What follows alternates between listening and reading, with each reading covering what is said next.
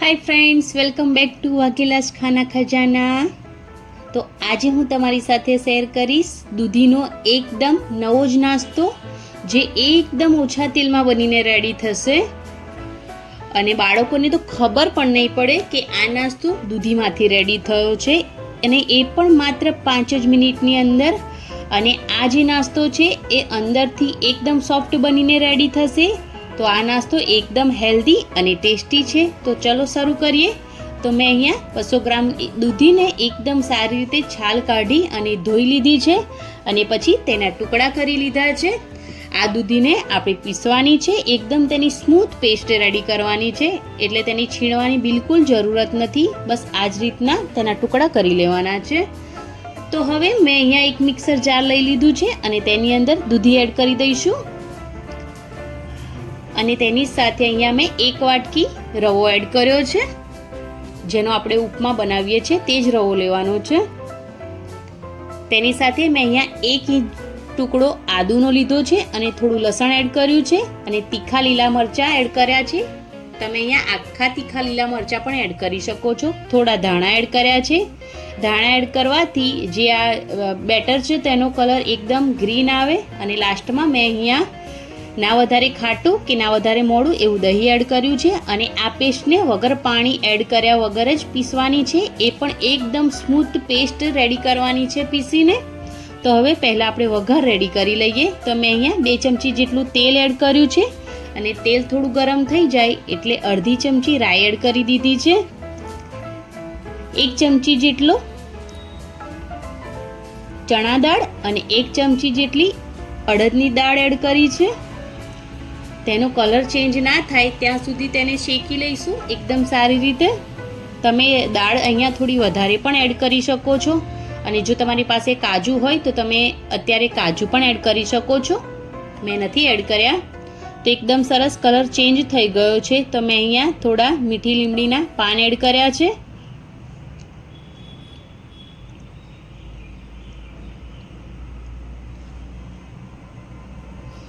અને તેની સાથે એક થોડી ચપટી જેટલી હળદર એડ કરી છે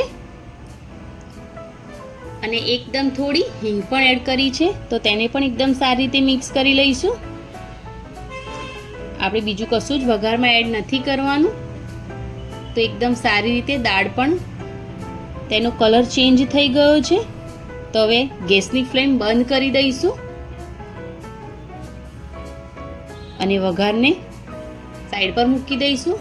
તો અહીંયા મેં એકદમ સારી રીતે દૂધીની એકદમ સ્મૂથ પેસ્ટ રેડી કરી લીધી છે, એ પણ પાણી એડ કર્યા વગર। તો તેને એક બાઉલમાં આપણે ટ્રાન્સફર કરી લઈશું પહેલાં તો।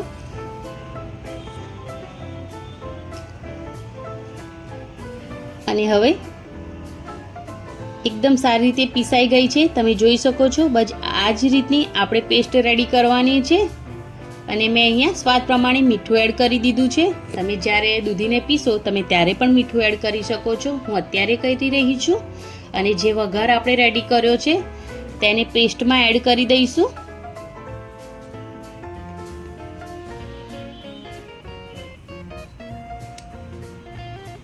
અને વઘારને પણ પેસ્ટ સાથે એકદમ સારી રીતે મિક્સ કરી લઈશું। તો જે આપણે ધાણા અને લીલા મરચાં એવું એડ કર્યું છે તેના લીધે આપણી જે આ પેસ્ટ છે તેનો કલર ખૂબ જ સરસ દેખાઈ રહ્યો છે। તો એકદમ સારી રીતે વઘારને પણ મિક્સ કરી દીધો છે। તો મેં અહીંયા 1 ચમચી જેટલો ઈનો ફ્રૂટ સોલ્ટ એડ કર્યો છે। જો તમારી પાસે ઈનો ના હોય તો તમે તેની જગ્યા પર ખાવાનો સોડા પણ એડ કરી શકો છો અને થોડું પાણી એડ કરી એકદમ સારી રીતે મિક્સ કરી લીધો છે।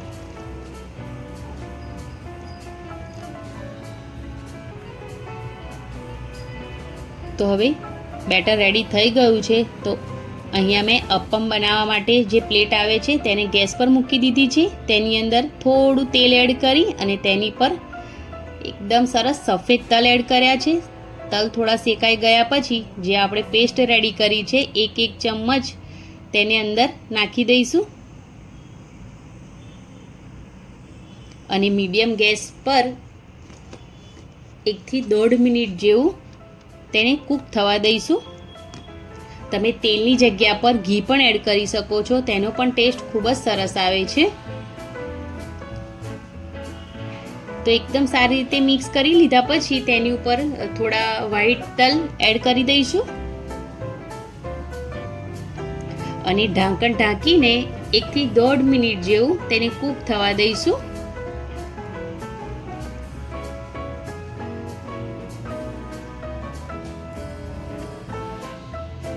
તો અહીંયા 1.5 મિનિટ જેટલું થઈ ગયો છે ટાઈમ. તો હવે જે અપમ છે તેને પલટી દઈશું બીજી સાઈડ પર. એક સાઈડ પર એકદમ સરસ ક્રિસ્પી થઈ ગયા છે, તો હવે બીજી સાઈડ પર પલટી દઈશું બધા જ અને બીજી સાઈડ પર પણ તેને એકદમ સારી રીતે ક્રિસ્પી ના થાય ત્યાં સુધી કૂક કરી લઈશું.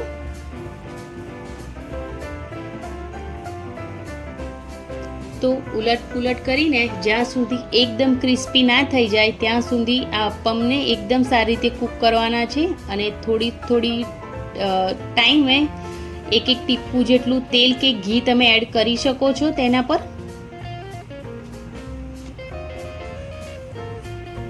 થોડું તેલ એડ કરતા જઈશું અને અપમને એકદમ સારી રીતે ક્રિસ્પી થાય ત્યાં સુધી કૂક કરી લઈશું.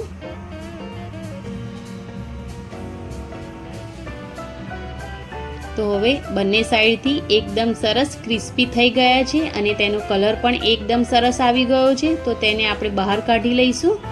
તો રેડી છે દૂધીનો એકદમ નવો નાસ્તો, બહારથી એકદમ ક્રિસ્પી અને અંદરથી એકદમ સોફ્ટ. તો તમને જો મારી આજની આ રેસીપી પસંદ આવી હોય તો પ્લીઝ મારી ચેનલને જરૂરથી સબસ્ક્રાઈબ કરી લેજો અને વિડીયોને વધારે ને વધારે શેર કરજો, લાઈક જરૂરથી કરજો. તો મળીએ એક નવા વિડીયો સાથે. Thanks for watching. Bye bye.